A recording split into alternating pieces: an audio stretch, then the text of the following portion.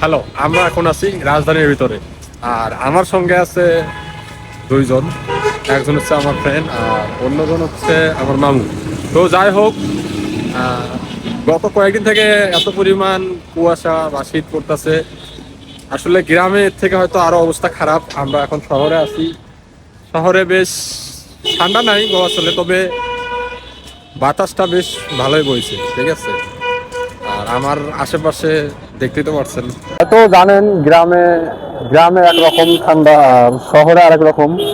তবে এখন শহরে ঠান্ডা নেই বললেই চলে, তবে বাতাস ছিল।